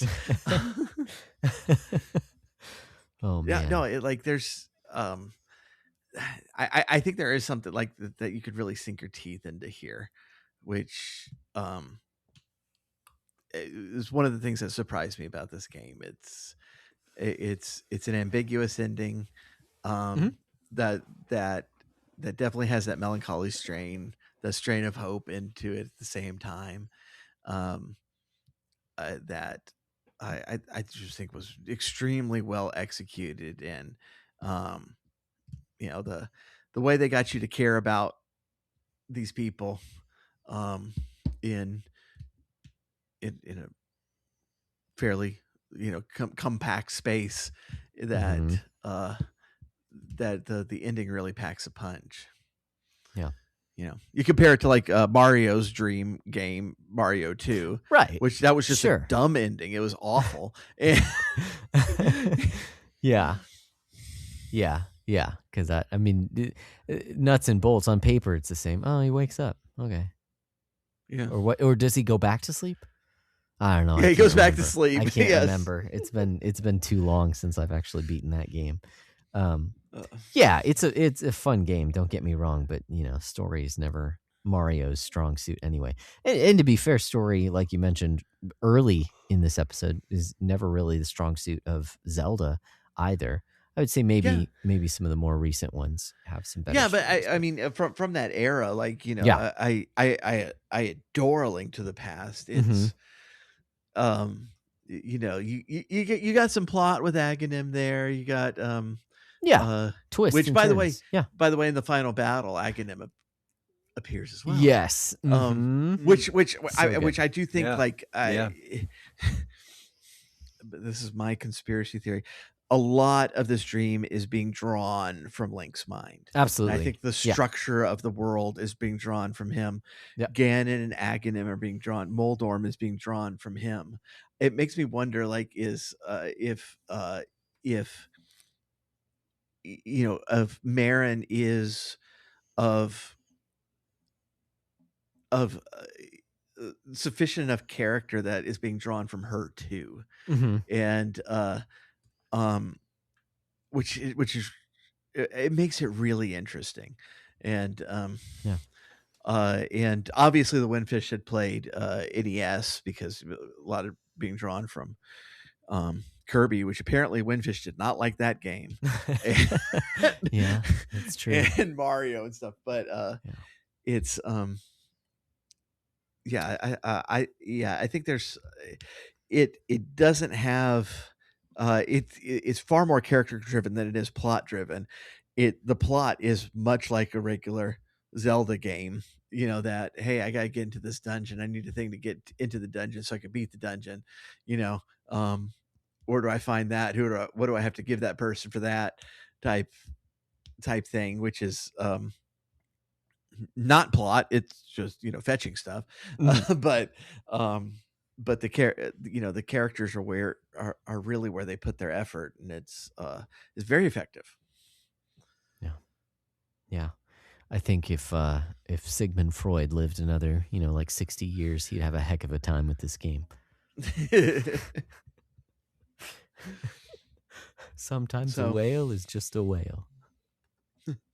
So the other I guess games that this particular Link appears in is the Oracles games.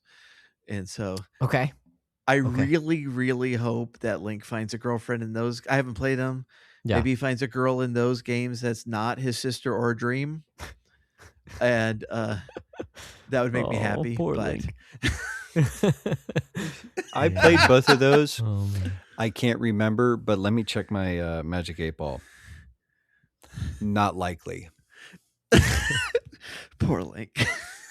Yeah. Dude, Link is Link actually like the Peter Parker of his universe, where it's like Nintendo's like Link just will never really be allowed to be happy. Well, okay, yeah. I was gonna say if you're going by that, like Mario fits that bill as well. How many times has he saved Princess Peach? And they're not really together. They're sort of, I don't know, off again, sort of a weird thing going on there. But he does seem like a really happy guy. So, he got his doctorate and everything. Can I tell you how angry I got? I didn't play Mario Odyssey. I've pretty much watched all of it because I was watching all the streams when it came out and stuff. Mm-hmm. The ending of that game made me so mad because for the first time, like I've always felt bad about Mario, but for the first time, I really wanted to sit him down as like, Mario, just go do something else. She's leading you on. She's kind of a jerk. Just go on your way. Find somebody else. Yes. Yeah. It was making me angry. So yeah, I don't know why that was the game that set me off, but it's the 15th time Mario saved her, and he's like, okay, it's been like a lot of times. We need to get married. And she's like, I don't know. I just want to be by myself right now. It's like, Mario, you've been friend zoned for literally 40 years. It's time to take a hint. Yeah. Go your own way. Become a passport bro. Like head off to Asia somewhere. Uh-huh. Just start a plumbing business there. You'll do great. Yeah, plumbers are always needed. That's for sure. Exactly. Yeah. They don't need saving all the time. You're not going to get, attacked by everything in the world again. Live a nice, quiet life. Well, awesome. Well, I don't have anything else to bring up about Link's Awakening. I do have a final question, and then if you guys have anything to bring up afterwards, that's fine. But I'm curious how far this game, how high this game ranks for you in terms of Zelda games, because you guys are newer to whether it's newer to playing it, whether it's newer to beating it. I've already said it's one of my top games of all time. I do think Breath of the Wild, for absolutely different reasons, is higher on my list than Link's Awakening. However, Link's Awakening is, I think, I mean, I think it's a stellar game. I think it's 10 out of 10. So it is top Zelda for me outside of Breath of the Wild. So how about you guys? Where do you think it ranks in the pantheon of Zelda? This is my 5th Zelda game. And so that skews it a little bit. Sure. Yeah, it's in the top 5 for sure. It's definitely in the top 5. Even the game I don't like is in the top 5. Which one's the one you don't like? Ocarina. I hate it. Hate it. Oh man, hate it. That would be a good conversation. But yeah, I know you're not big on 3D games in general. 3D games in general, but it's just to me, and I didn't get very far in Ocarina. Straight up, I did not get very far. But Ocarina does to me. It felt to me, and I did not play it at the time. This is part of why I don't like it. I have zero nostalgia for this game. I played it only a few years ago, and it was the exact opposite of this. It was wide open spaces with nothing. Okay. Yeah. And it was just like, okay, I'm getting tired of just going, and I like the personality of everything, of this whole world. I like, like I said before, every screen there's something going on, and I just didn't. It wasn't happening with Ocarina. But I know everybody's typing out bad reviews for your podcast right now. But that punk Paul, he's not even on the podcast very much, but he's such a jerk. But I love Zelda 2. I love Link to the Past. I love this game. And I think Link to the Past edges them out. But it's up there. I had an absolute blast with this game. Yeah. Awesome. I'm going to make a point of clarification, actually, because I went and just checked, because even after I was talking, I was like, wait a second, is it? I went and checked on my top 10 list that I have published, and actually Link's Awakening is higher than Breath of the Wild. It's a couple spaces higher. I was like, yeah, because that's why I did that bite size on Breath of the Wild before I talked about this. So, yeah, this is my favorite Zelda game. Officially my favorite. We do have Breath of the Wild, and I might play it eventually. I bought it for my son. Yeah. But I'd like to dip into it, because I that's another one that I watched on stream a lot. Okay. And I just there's a sense of wonder and adventure in that game that it's very appealing to me. Okay. Yeah, because it is for totally different reasons that I like. Yes. I mean, the reason that this is my favorite Zelda game is I talked about scope earlier. I think it perfectly encapsulates everything. It's not too big. It's not too small. It's super dense, like we talked about. It's emotional while also being really goofy. At times it doesn't seem to take itself too seriously, but it rides that balance to where it does. There are moments of seriousness. Like, it's great.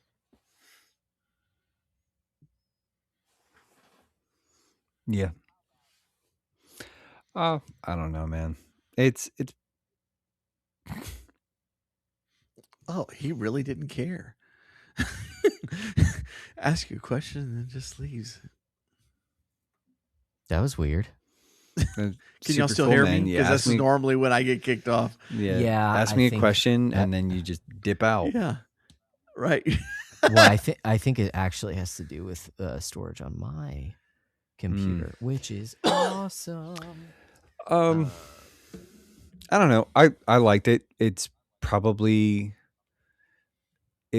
it's I don't know. It might be my favorite 2D Zelda, so that puts it in top 5 space. But it's I don't know. My favorite 2D, my favorite Zelda is Wind Waker, and I just don't see anything dethroning that anytime soon, because that's the GOAT. Wind Waker is one of the ones that I'd like to play. I obviously haven't played a lot of Zelda games. I've watched through most of them, but Wind Waker to me has that same kind of feel of wonder that Breath of the Wild feels like to me when I watch it. So it is one that I'd like to play.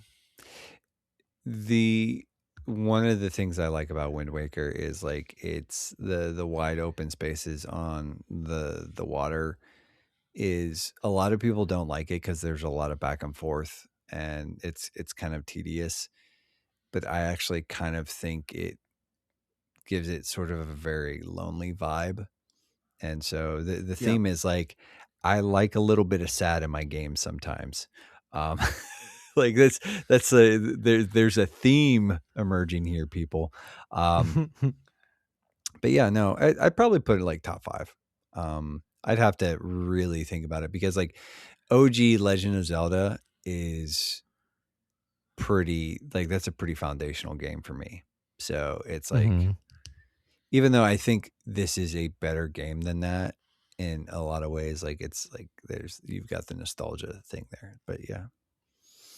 And cool. Yeah, Paul, while I agree with you that I think now Ocarina of Time is really hard to play, I think at the time I was gobsmacked by the game, and I'm super stoked for that remake as well. If I had played it then, I think I would have a completely different opinion on it. Because first of all, back then, I would have had more time to, to wander about and take a look at things. But also, back then we thought, N64 was a good system, and we thought that crap looked good. But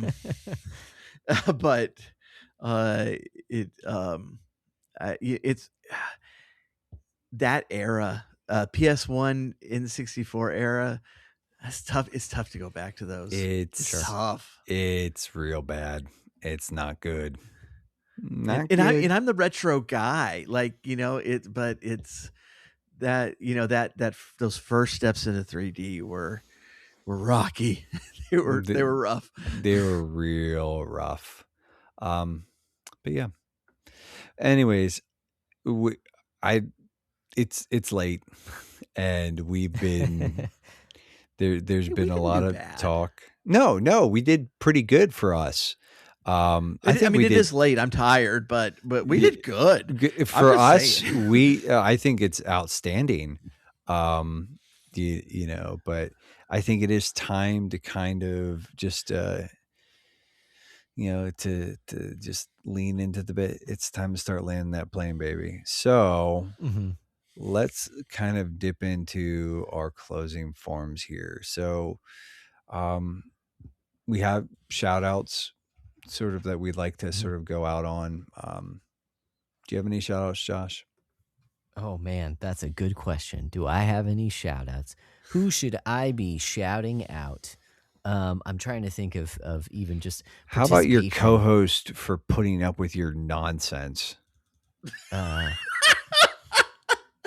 Yeah. Thank you, Paul, for being here.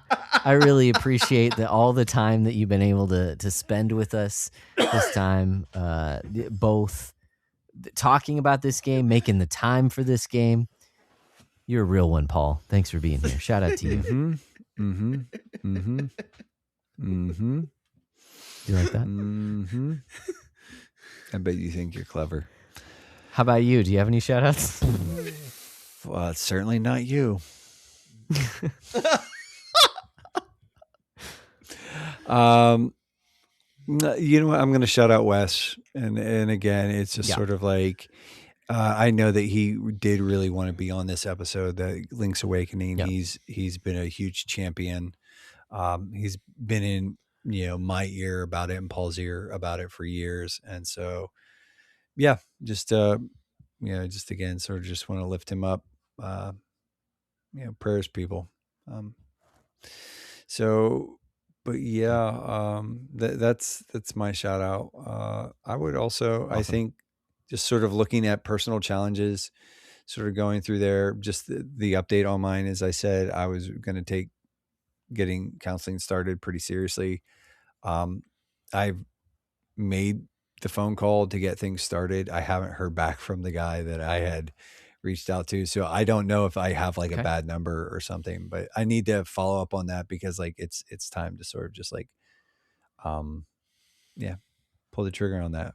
But gotcha. How about you, buddy? Yeah, so my last challenge was to get better at tracking. Basically just lose some weight, particularly for the summer that's coming up and stuff like that. I've been putting on a few pounds. I've been doing well overall. The needle hasn't moved too much in terms of actual weight, but I can definitely tell that my body has changed a bit. And so, muscle weighs more than fat. Well, you are getting awesome. to an age where, like, buddy, you're going to start experiencing some changes. It's quite a bit more difficult, yes, in my older age. Start growing hair in different places. Start being interested in girls. On top of my head, it'll finally start growing. And out of your ears. Oh, yeah, that's fun. That's fun. It's the yeah. best. So I'm going to jump in and add one because y'all don't get challenges from me very much. But yeah, sick. I'm hugely fat. For anybody watching on the videos, don't be fooled by the cover images that I specifically asked Josh to make me ripped in those. But that's not true. That's not true. But I'm trying to start getting in the habit of calorie counting. Yeah.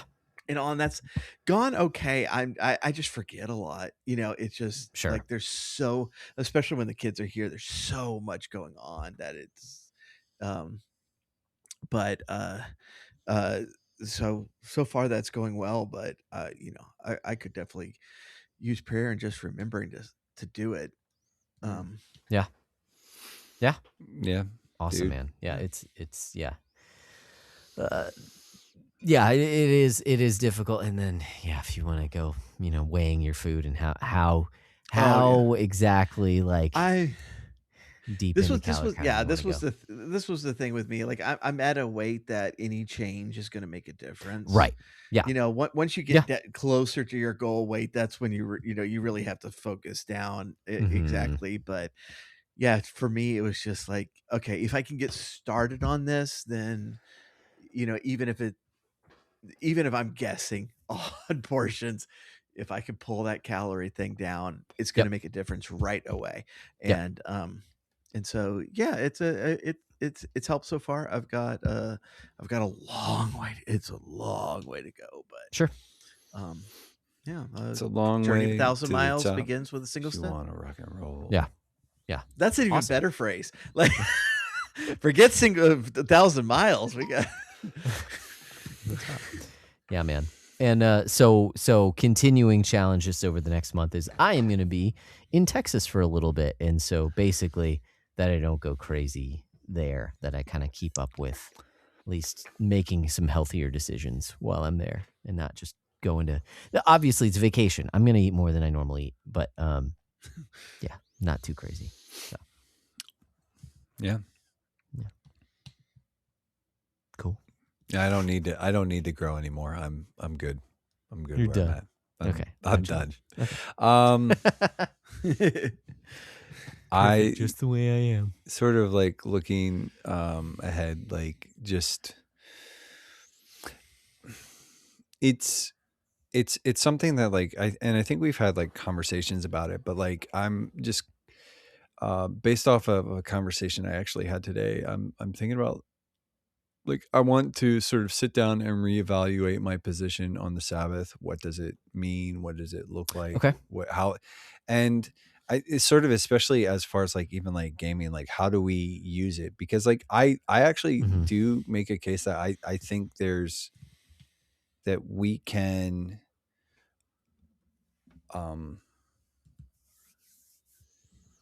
can play video games on the Sabbath. Like it can be part of a mature Christian like rhythm of rest, but Paul, you and I are Presbyterians. I subscribe as an officer in the church. I subscribe to the Westminster Confession of Faith. And I wrestle with some of the WCF's Sabbath language, and so. And anyways, just like I've just been kind of challenged to think through that recently based off a discussion and just like, what does that mean? What does that look like? And I have some thoughts, but yeah. So it's just like it's something that I honestly think that it's one of those things, and I would challenge other people to, like, if you haven't thought about what it means to observe the Sabbath, you probably ought to. Like, Yes.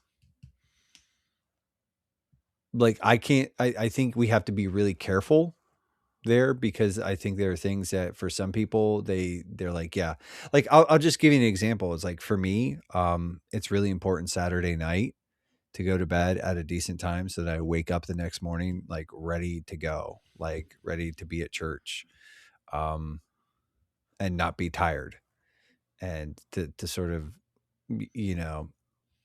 sit attentively under the word administration. And so it's like, for me, it's not a hard and fast rule, but I'm in bed like at a pretty, like, typically early, like much earlier than like right now.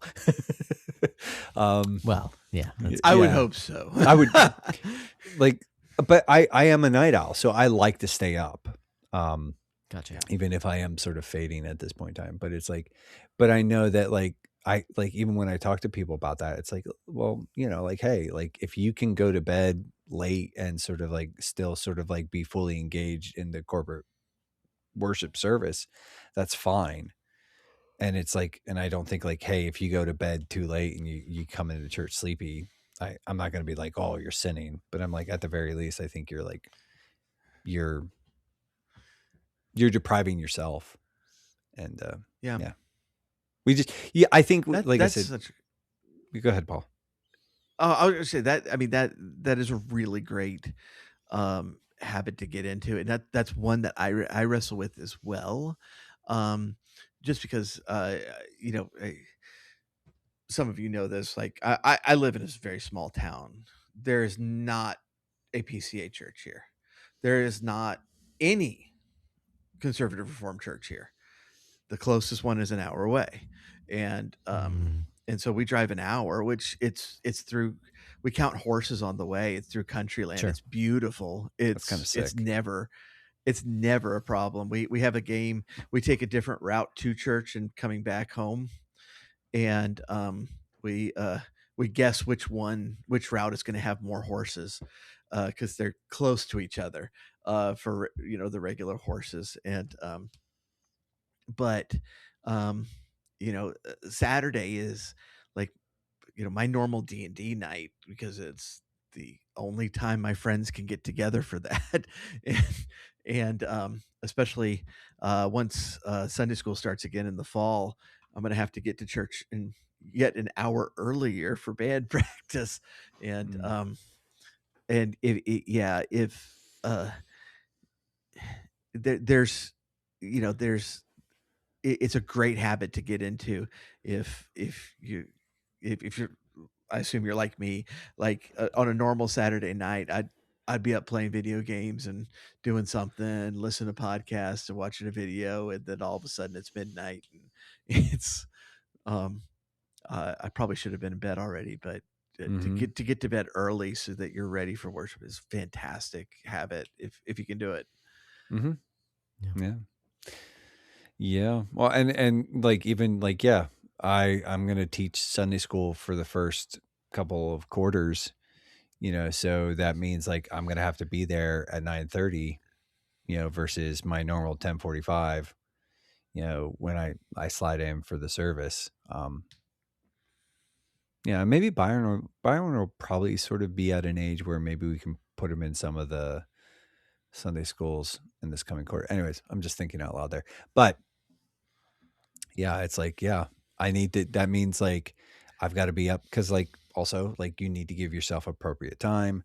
And so that means like, hey, I can't be getting up at like 9 and sort of like running out the door at like 20 hours. It's like I have to be up by 8, 7 o'clock, whatever, you know, and to give myself adequate time. Because, yeah. Sure. But yeah, anyways, yeah. So that's my challenge is I'm going to just sort of, and like I said, just even sort of, you know, not hold any of the sacred cows sacred and just say like, what, you know, what does the Sabbath demand of me? Like, so, but all that being said, so guys, I think we're pretty much going to land the plane here at this point in time. But before we go, like so many other podcasts out there, we do have a Patreon. And in some ways you can think of it as a tip jar, or you can look at it as a way to partner with us as we sort of seek to build out this platform, you know, as we sort of endeavor to encourage and equip the church to play wisely and well. But that for as little as $1 a month, you get early and uncut access to each and every episode. You get access to the Bro Hang, which is, we're kind of behind a little bit on that. We'll get caught up maybe someday, not tonight, because boy howdy, we are running on vapors at this point in time. But it tends to be a little more conversational, a little free form. It's kind of whatever. Sometimes we talk about games. Sometimes we, I don't know, make fart jokes. And sometimes we talk about real things that are serious and heavy. It's a mixed bag. It's kind of like Mexican candy. You got some wild flavors up in there. But also our patrons get special roles in our Discord, which gives them a little bit more access to us. And our patrons actually help us shape the future of the podcast with game nominations and topic recommendations. And actually tonight we covered one of those games. Paul is a patron. He nominated Link's Awakening, and it got through the voting. And so that's why we're here tonight. So if any of that sounds interesting or compelling, we'd love to have you join us. And Josh, where can they find that information? Yeah, we are all over the internet, but you can find specific links to the places where we are on the internet on our link tree. That's just linktree.com/the Backlog Breakdown. Paul, do you want to plug anything before we go here? Like any socials or any of that stuff, or? Not really. if you want to follow Dragonlance podcast, that'd be great. We're coming. We're finishing up. So, I'm still editing through the remaining adventures from our Star Trek podcast. So once I finish Dragonlance, I should be able to finish up Trek or Wars. Star Wars. Sorry, Star Wars. Dude, and, I was about to like throw down and be like, what kind of like filthy nerd nonsense is this?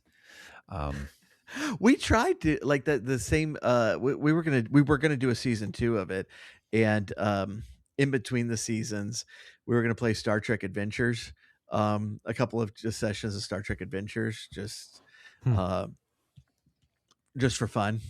And yeah, it didn't take. Gotcha. I can't imagine the crew wasn't as good. But yeah, Dragonlance Storms of Wars currently, and as we get closer to trying LRT and Gates again, that book is available. The quick start guide is available with adventures in it, but once we get closer to trying to do the launch again, we'll let y'all know. Sounds good, man.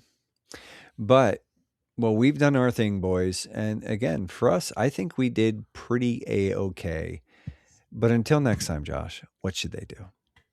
Guys, keep beating down your backlogs and we'll keep breaking down the benefits.